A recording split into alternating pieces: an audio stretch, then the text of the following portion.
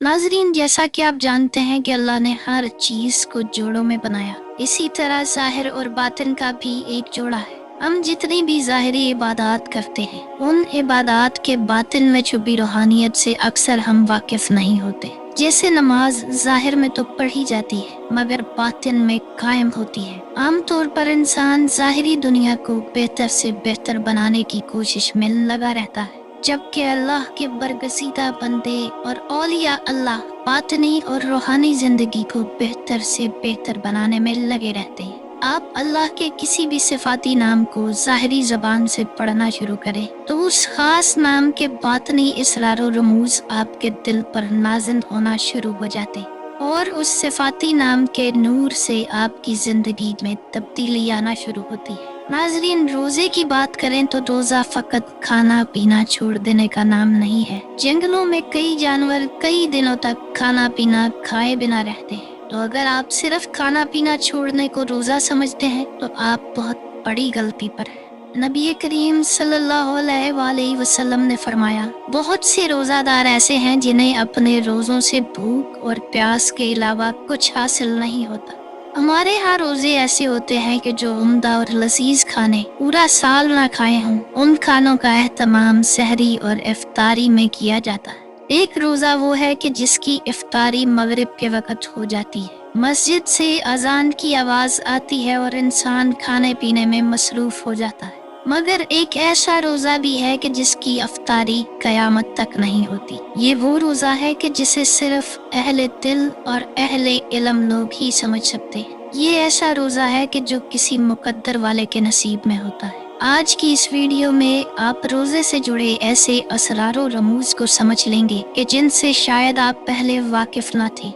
नाजरीन, रोज़ा एक ऐसी इबादत है जो आदम अलैहिस्सलाम से लेकर खातमुन नबिय्यीन सल्लल्लाहु अलैहि वसल्लम तक तकरीबन हर शरीयत में फ़र्ज किया गया।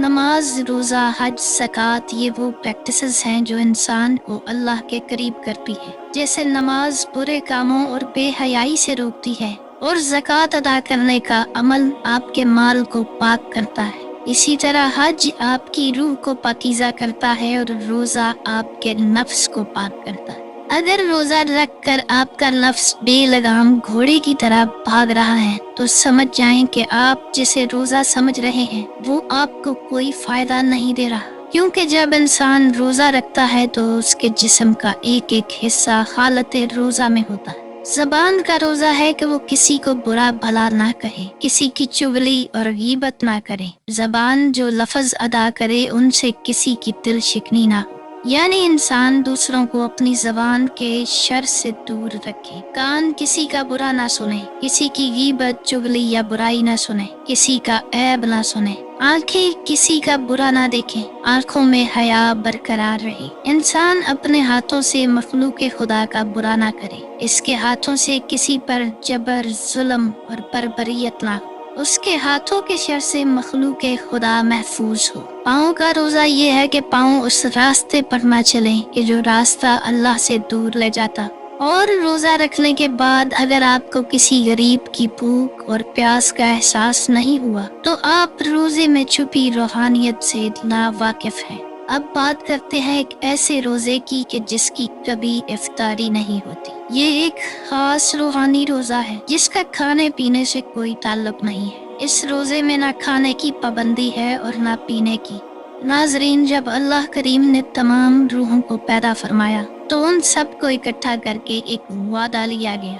अल्लाह ने फरमाया, अलस्तु बिरब्बिकुम, क्या मैं तुम्हारा रब नहीं हूँ? तो तमाम अरवाह ने कहा, हाँ, क्यों नहीं, तू ही हमारा रब है। ये वो वक़्त था कि तमाम अरवाह ने अल्लाह से वफादारी, मोहब्बत और उसकी बंदगी का अहद कर लिया। ये वो वक़्त था कि जब इश्क और मोहब्बत के रोजे की सहरी आलमे अरवाह में हुई। इन रूहों को जिस्म, लताइफ और नफ्स अता करने के बाद दुनिया में आजमाइश के लिए भेज दिया गया, ये देखने के लिए कि जो रोजा आलमे अरवाह में रखा गया था अब कौन उसकी अफ्तारी दुनिया में करता है और कौन इस रोजे को संभाल कर रखता है और इस रोजे की पासदारी करता है। मगर सोचने की बात यह है कि ये रोजा आखिर कब और कैसे खुलेगा। تو یہ جان لیں کہ عشق اور محبت کے اس روزے کی افطاری مغرب کے وقت طرح طرح کے کھانوں سے بھری ٹیبل پر نہیں ہو۔